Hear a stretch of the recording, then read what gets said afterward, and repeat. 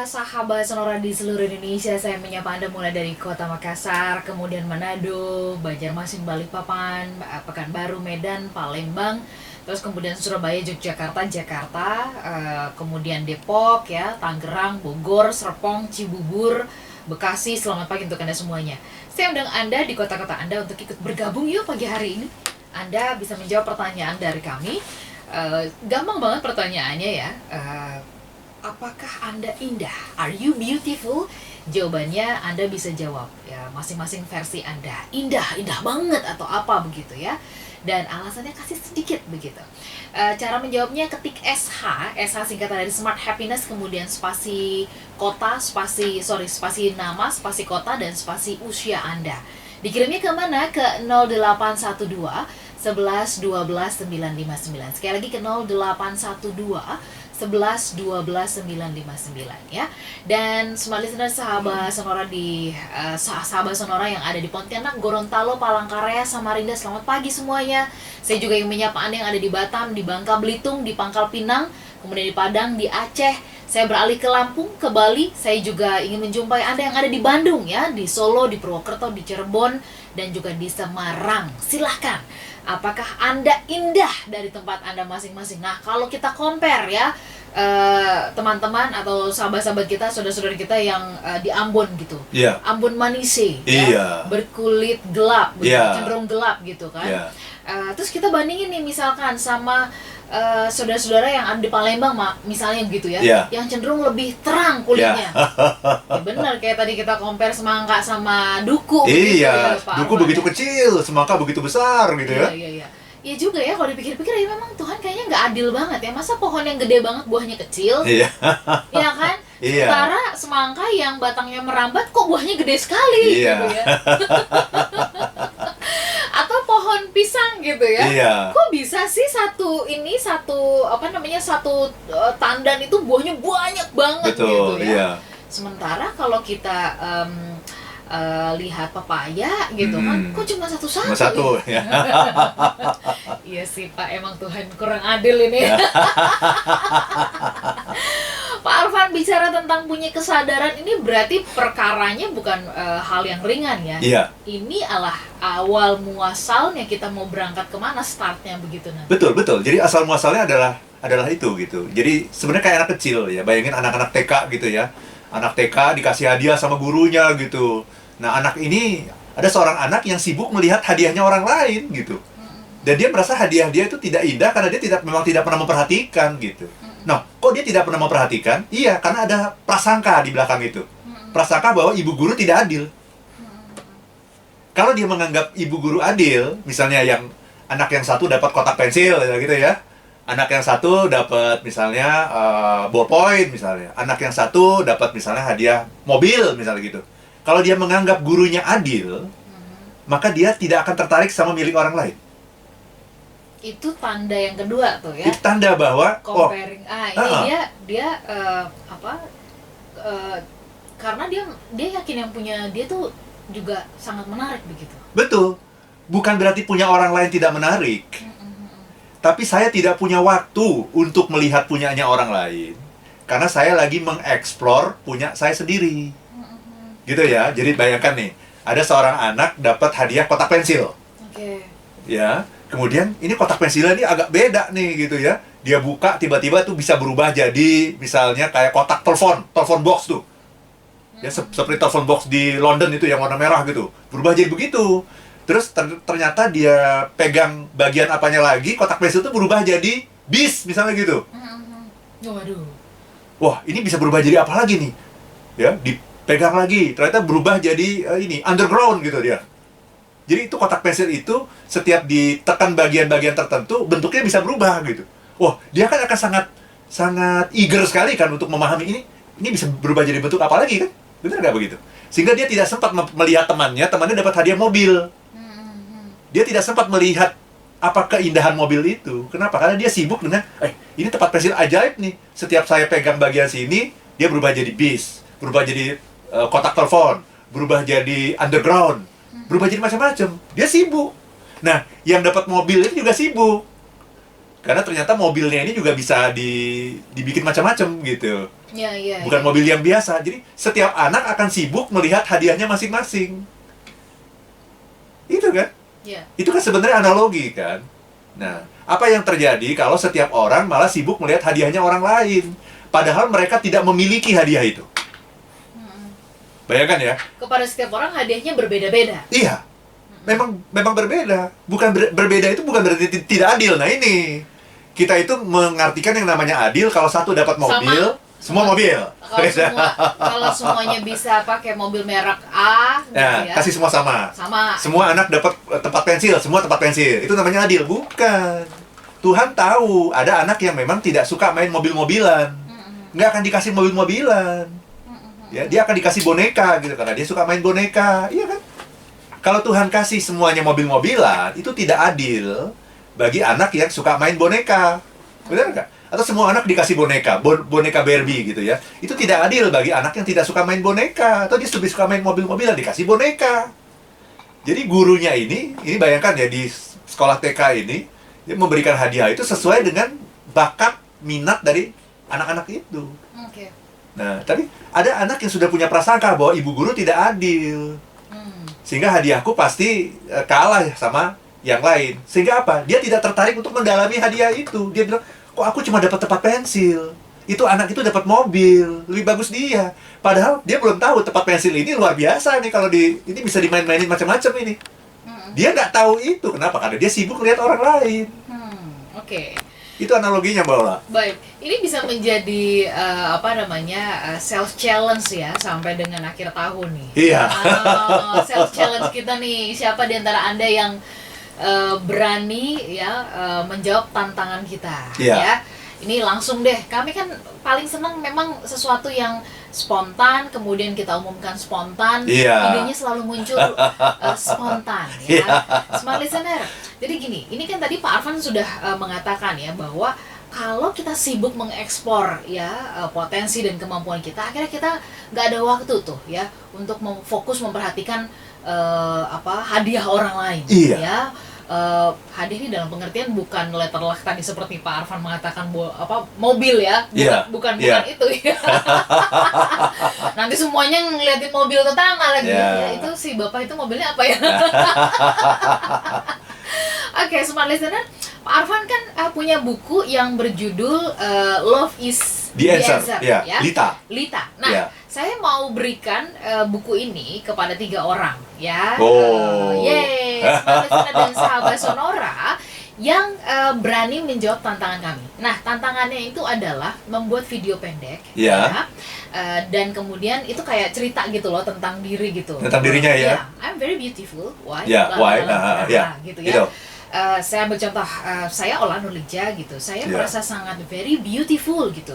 Kenapa? Karena saya adalah the one and the only ya. Di dunia ini Anda kemanapun Anda nggak akan ketemu yang namanya Ola Nurlija ya. Yang seperti ini. Mungkin ada lagi yang namanya Ola ya, lain lagi ya. Mungkin ada Ola Ramlan, ada Ola apalah gitu ya. Saya Ola Nurlija yang punya ketawa renyah banget. Itu yang akan membuat Anda merasa bahwa iya emang benar-benar beautiful banget. Dan bisa mengulik narasumber setajam silet. Setajam silet. Saya posting di Instagramnya Smart FM @radio_smart_fm 959. Jangan lupa di-mention ke Arfan Pradiansyah. @Arfan Pradiansyah ya. Nanti kita pilih 3 orang yang akan mendapatkan buku Love is the Answer. Silahkan Anda mau bikin video di dalam mobil, lagi sarapan ya, lagi ketemu sama klien Anda, langsung mau tunjukin sekalian misalnya. Iya, sekalian jualan. Iya. Ini keunikan saya gitu. Ini keunikan saya karena saya berani nih ya, ngomong di depan klien dan sebagainya. Silakan seperti itu ya. Baik, kita jeda dulu dan sudah ada beberapa pertanyaan dan juga jawaban sudah masuk Pak Arfan terkait topik kita pagi hari ini yang keren banget, You Are Beautiful.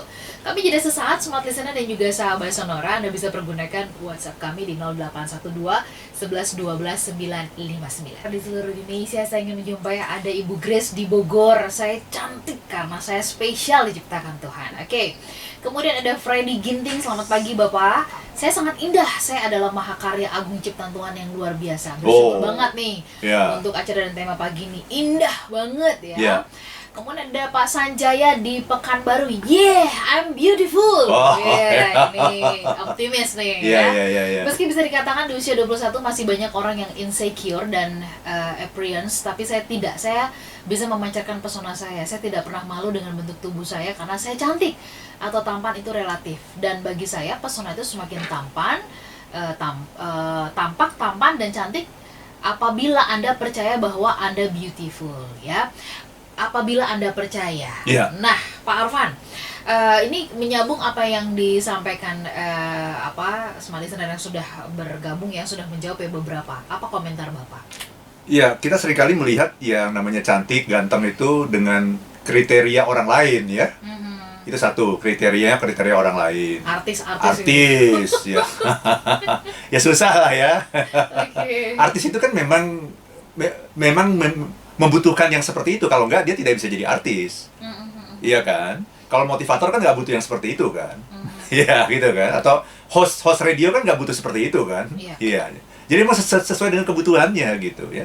Yang kedua, kita seringkali mengartikan kalau yang namanya cantik, ganteng itu hanya fisik gitu. Ya, padahal bayangkan ya, ada orang nggak punya tangan, nggak punya kaki. Gimana? Rasanya gimana tuh? Kalau kita bisa berempati dengan orang itu, nggak punya tangan, nggak punya kaki, iya. Kasiannya dia nggak punya kayak kita gitu. Betul. Ya. Tapi dia bisa menjadi motivator dunia loh. Yang namanya Nick Vujicic itu. Iya. Ya dari Australia itu. Ya dia nggak punya tangan, nggak punya kaki. Dan itu mengalami pergulatan mental yang luar biasa dahsyat itu. Bayangkan itu. Tapi sampai dia bisa menemukan bahwa saya ini adalah orang yang unlimited gitu. Saya limited dari segi fisik. Saya limited, terbatas. Saya nggak punya tangan, nggak punya kaki. Itu kan kombinasi yang mematikan, bener nggak? Betul. Iya kan? Betul. Tapi dia bisa mengatakan, justru dalam keterbatasan saya menemukan bahwa diri saya itu unlimited. Dan saya ingin jadi motivator dunia. Iya. Dan berhasil. Dan ketika ditanya gitu ya, ditanya apakah kalau dia dilahirkan kembali gitu ya, apakah mau memilih dalam kondisi yang normal apa yang sekarang gitu? Yang seperti sekarang, iya. Jawabannya tetap yang seperti sekarang, ya. Karena dengan demikian dia bisa menjadi inspirasi bagi semua orang di dunia. Yang tidak akan bisa diberikan oleh motivator manapun. Betul. Berarti indahan mana kan? Kan seperti itu. Berarti dia sangat indah sekali gitu. Dia bisa menjadi sebuah Tuhan mengirimkan dia ke dunia ini untuk menjadi motivator yang memberikan penguatan pada orang-orang yang normal, bahwa kalau saya saja bisa kayak gini, apalagi Anda gitu. Nah, itu kan sebetulnya indah sekali gitu. Jadi awalnya itu tadi, ketika kita merasa, bayangkan ya, Nick Vujicic. Kalau Anda menjadi Nick Vujicic, apakah Anda merasa Tuhan itu adil? Betul. Enggak pasti kan? Ya enggak lah. Kasian banget ya. Iya. Nggak ada kakinya. Nggak ada kaki, nggak ada tangan. Cuma segini jarinya. Iya, itu bayangkan itu gitu. Iya. Tapi itu ketika dia bisa mengatakan Tuhan itu adil. Tuhan itu punya maksud. Sayangnya kita yang tidak bisa membaca maksud itu. Dan Nick Vujicic sudah membuktikan bahwa dia bisa membaca maksud Tuhan itu apa gitu. Dan sudah ketemu. Tapi untuk bisa ketemu itu kan nggak semalam dua malam kan. Betul. Itu kan penuh dengan perjuangan dengan darah dan air mata kan, seperti itu. Betul. Proses yang panjang. Prosesnya kan yang luar biasa. Bahkan ibunya saja nggak mau ngelihat dia. Bayangkan waktu dia lahir itu sampai seminggu ibunya nggak mau ngelihat dia gitu. Itu kan dia merasakan penolakan yang begitu besar gitu kan. Tapi akhirnya kan dia sampai pada sebuah kesimpulan gitu, bahwa Tuhan itu adil, karena Tuhan itu keadilan bagi dia tidak sama dengan keadilan bagi saya. Oke. Itu ini bahwa penjelasannya Pak Arfan ya, sekaligus langsung secara otomatis menjawab pertanyaan dari Mbak Ita di Makassar ya. Ibu kita mengatakan begini, bagaimana Pak Arfan melihat difabel atau penyandang disabilitas misalnya yang difabel visual gitu ya? Iya, ya itu. Oke. Ini contohnya itu udah sangat kurang apa lagi gitu. Kurang apa lagi? Iya. Gitu. Gak punya tangan, gak punya kaki gitu ya. Dan yang luar biasanya istrinya beliau itu adalah wanita yang cantik ya, dan normal. Iya. Can you imagine? Coba, iya kan itu. Itu kenapa? Iya. Kenapa wanita yang cantik dan normal itu tertarik sama dia? Tahu nggak kenapa? Karena dia melihat Nick itu bukan orang biasa. Jadi jangan pernah mencintai orang yang hanya melihat Anda as an ordinary people. Yang sekedar memuji Anda, wah Pak Arfan ganteng banget. Iya, dia tidak tahu orang yang mencintai itu, ciri orang yang mencintai adalah apa? Iya. memahami kita, mengeksplor kedalaman kita, kedalaman diri kita. Kalau hanya mengatakan kamu cantik, kamu ganteng, itu cuma ngelihat luarnya aja. Gitu. Jadi ini saya kutip dari Oscar Wilde ya, seorang pengarang dari Inggris. Dia mengatakan begini, never love anyone who treat you like you are ordinary. Never love anyone who treat you like you are ordinary. Jangan pernah mencintai orang yang hanya men-treat kita, memperlakukan kita seakan-akan kita tuh hanya orang biasa. Kenapa? Karena kalau dia hanya memperlakukan kita seakan-akan kita orang biasa, berarti dia tidak paham kita. Berarti dia tidak mengerti kita, bahwa kita itu adalah manusia yang luar biasa, yang istimewa, yang beautiful gitu. Iya. Itu Mbak Ola. Oke. Berarti artinya ketika kita tahu bahwa kita ini istimewa, maka kita juga akan memperlakukan diri kita itu Istimewa. Gitu. Dan orang lain juga akan melihat keistimewaan itu, sehingga akan memperlakukan kita juga istimewa. Seperti tadi contohnya adalah, kenapa ada seorang wanita yang cantik, normal, kok mau gitu menikah sama Nick Fujifilm ini? Kenapa? Kalau dia tidak melihat sesuatu yang orang lain nggak lihat. Iya kan? Iya.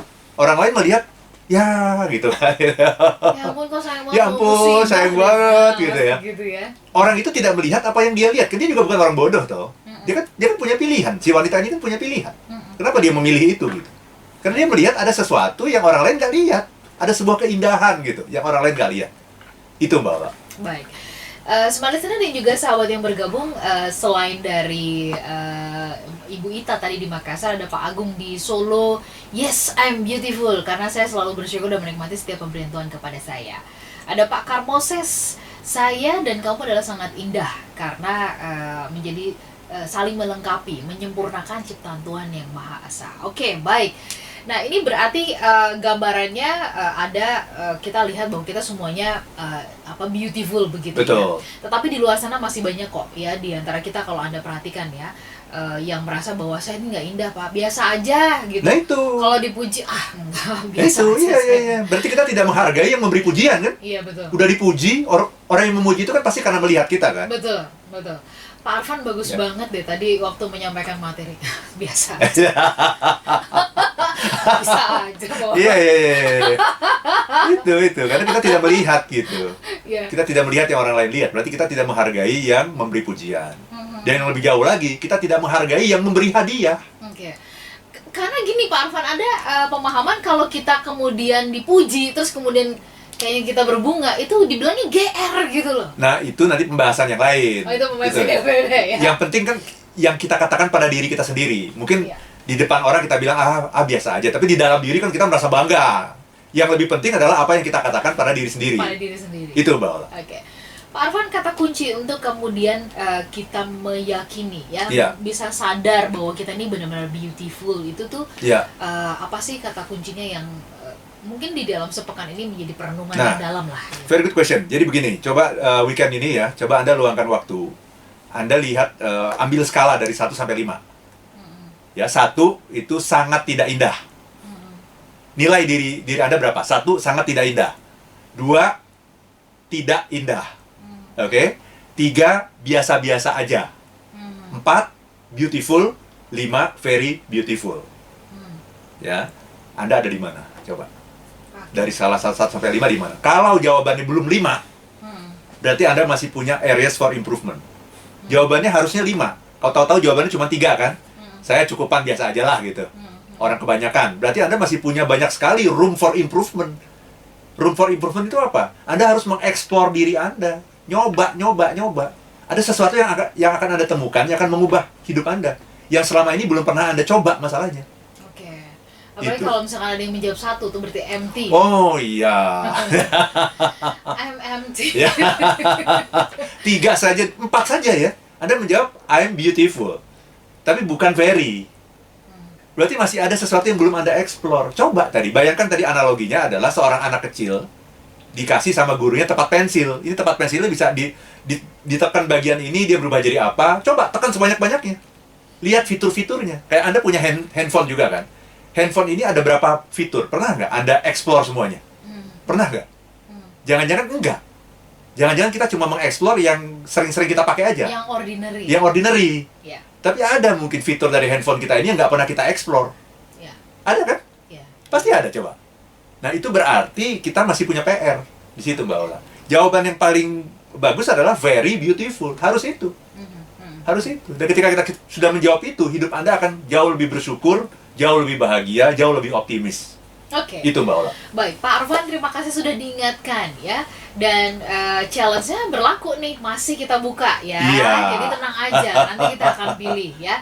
Siapa di antara Anda yang benar-benar merasa very beautiful itu tadi ya. Are you beautiful? Anda bisa jawab yang melalui video yang nanti Anda upload ya. Dan di-uploadnya ke @radiosmartfm 959, dimention ke @arfanpradiansyah ya. Apakah Anda beautiful? Anda buat video yang cantik, nggak harus dandan dan sebagainya. Pokoknya Enggak. Bukan itu yang dilihat. Iya, yang penting Anda bisa share tentang keindahan Anda ya. Ya. Kami pamit smart listener, siaran ulang dari program ini ada di hari Minggu jam 7 malam. Saya Ola Nurlija. Dan saya Arfan Pradiansyah. If you wanna be happy, be happy now.